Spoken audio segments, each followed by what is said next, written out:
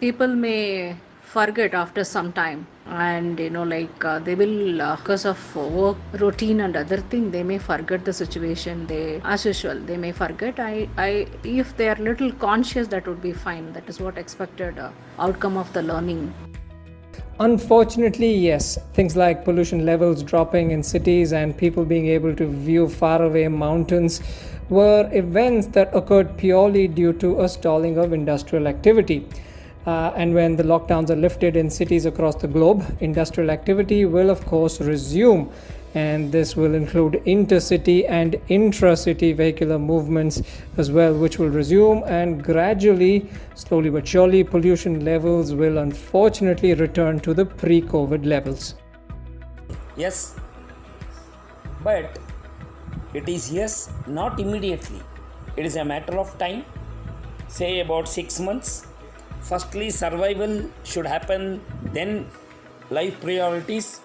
One should not lose hopes, but put efforts for the rehabilitation of industries. Top must be agro-based of rural industries. Short-term objectives to be achieved. More devotion should be executed to compensate the loss of lockdown. Local, vocal and global are the mantras for re-energizing the industries to boost up and strengthen the economy. The situation will sustain and the effect will be there for minimum 2 to 3 years. It is little difficult to imagine that any one of us can return to what was the old normal. Our domestic life need to be reorganized, and this new normal will demand for a lot of new behavioral changes, especially the social behavior. Our old normal used to be mostly focusing on earning to have a better life, but this new normal enlightened us to think of having good health to live a better life. To conclude this answer, I would like to bring a quote by Maya Angelou, a civil rights activist. If you are always trying to be normal, you will never know how amazing you can be. Such a good quote. Therefore, we should be an optimistic and opportunist to face this challenge. So in my opinion, yes, there are a number of possible future, but it all depends on how the government and public or a society respond to the coronavirus and its economic implication.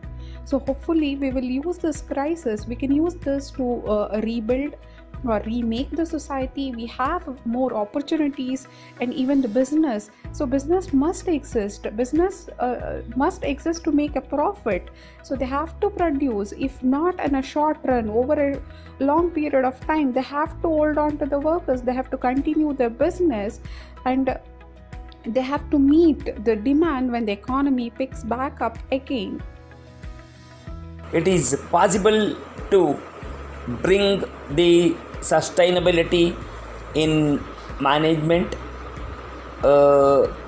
through application of certain principles of management, that is judicious spending of funds, implementing need-based marketing strategies along with realistic approach, and focusing more on empathetical approach than sympathetical while dealing with HR people, while dealing with people in case of HR matters. Optimization, maximization and minimization principles are to be applied. Survival is primary and lifestyle is secondary.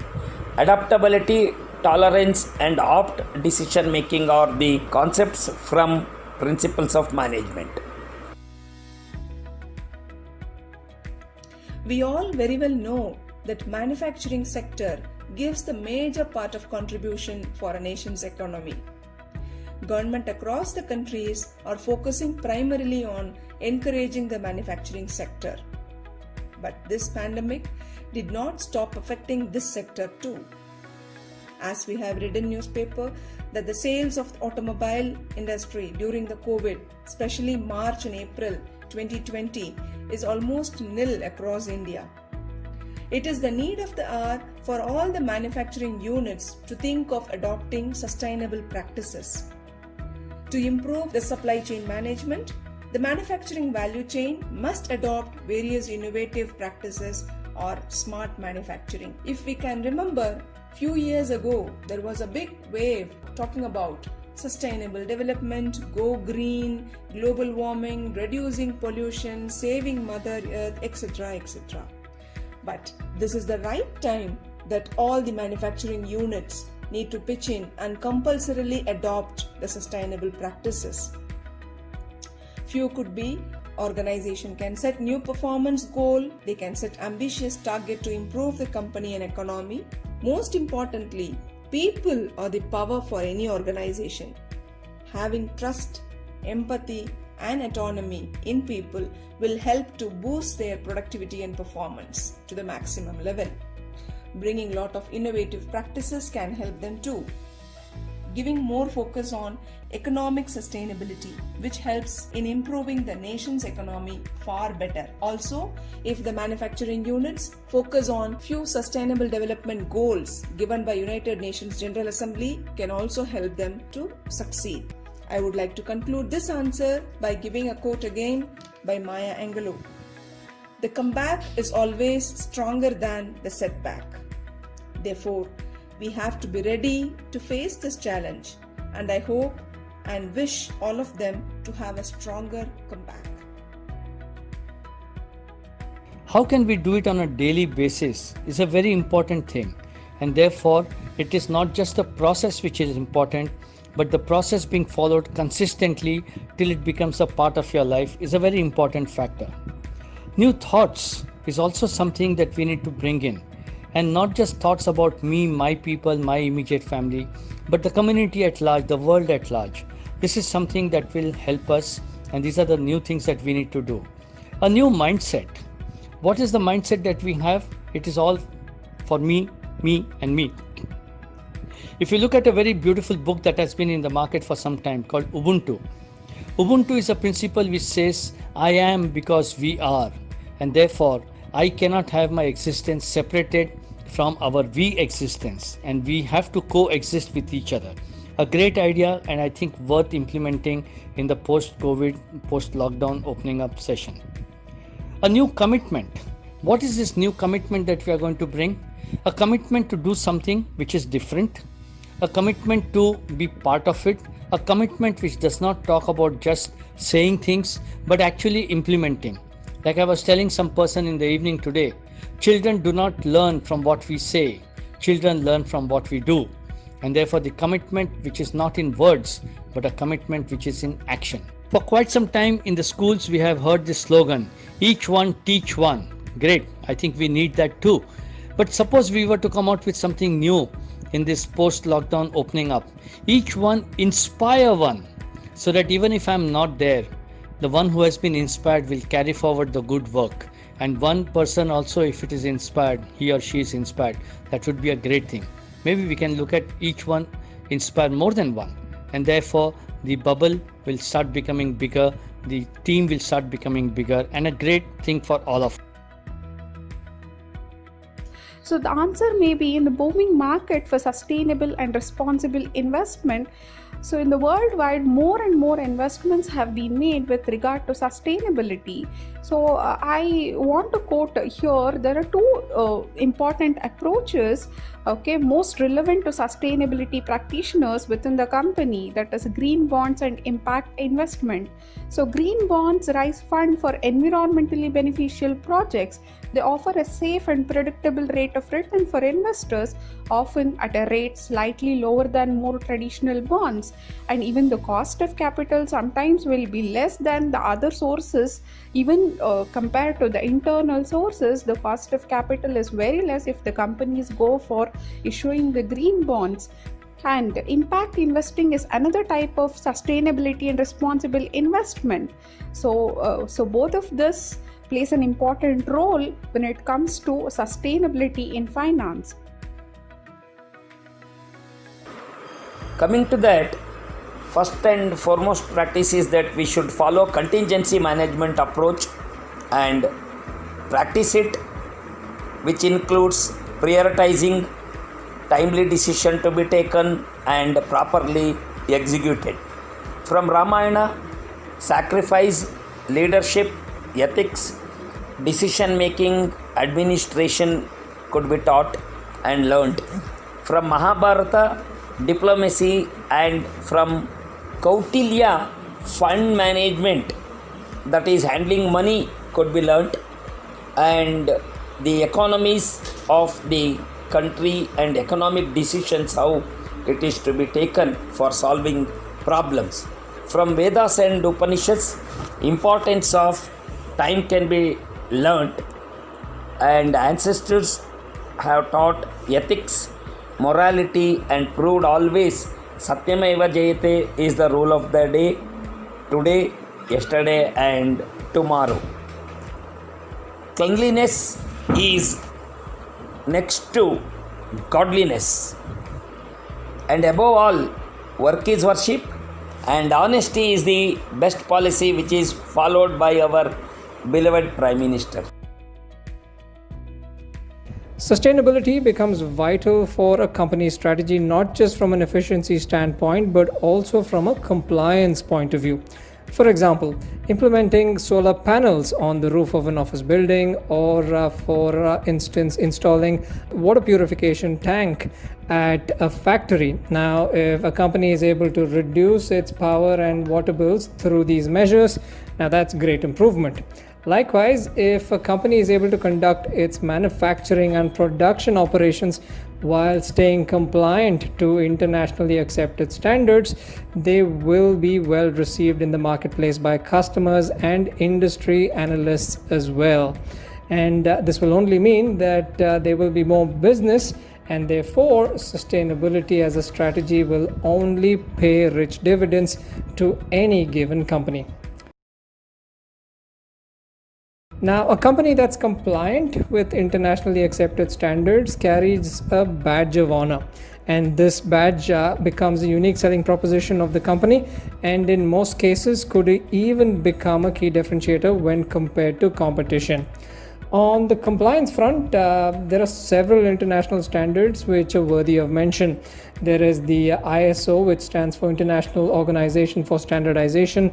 Now, this entity has developed over 18,500 international standards on a variety of subjects. This includes ISO 9000, ISO 14000, ISO 22000, and there are several more. Now, the emphasis for these standards include elements such as food safety management systems, risk management, so on and so forth. Also, there are several other standards which are worthy of mention. There is the Marine Stewardship Council, which promotes responsible management of the world's fisheries, for example. There's also the European Eco Label. Now, this encourages businesses that market products and services that are kinder to the environment. There is the Business Social Compliance Initiative, which is a European organization. Now, the focus here is on the improvement of social compliance in the global supply chain. There is also the OECO Tech Standard 100. This is a standard that conducts audits and provides certifications for environmentally friendly production sites. Now, if there are companies that comply to some of these standards, now this will only add value to them, and this will only increase the company's ability to market themselves better in the industry. And the greater they are able to market themselves, the more profitability they present themselves. Sustainability is there with us because we are providing education in such a way that make the students being relevant in the market. That is what create a sustainable factor with the programs, and at the same time create an inclusivity and ethically right, and these kind of practices and kind of value system that whatever we have been imparting to the students will make them to be sustainable and socially responsible and future generation. That's what we believe in. And second thing is we have been implementing some of the social consciousness or sensitivity by doing Aim to Flourish projects. since past 3 years. I think you are the batch have done maximum for this aim to flourish. That itself indicates that we are so sensitive towards our environment and we are so conscious about being sustainable in the market. To be very frank, the situation that we are facing currently has been brought about because people took Mother Nature for granted. Each individual thought that they were bigger than the whole, and therefore they had this typical delusions of being something great when actually they were no comparison to Mother Nature. A shock was therefore needed to make them wake up from their deep slumber. Not a gentle nudge, but a shake up. If you have heard me right in what I said just now, I use the word Mother Nature. Mothers can never hurt their babies or children. The same applies to Mother Nature too. Most mothers today are like that. They sustain, they nurture, and the same thing is being done by Mother Nature. Mother Nature also gave us a jolt to remind what is important in life and what is just a delusion that we have started to see as being the real thing. Once this pandemic dies down, will again come up to sustain and nurture us. What she is hoping for is that we do not forget the lesson. Each of you can decide what those lessons are, and they would be of a very personal nature, and therefore only you can answer what those lessons are. My lesson, which I would like to share here, is if she nurtures us so much and she helps us to sustain and grow, what can we do to nurture Mother Nature?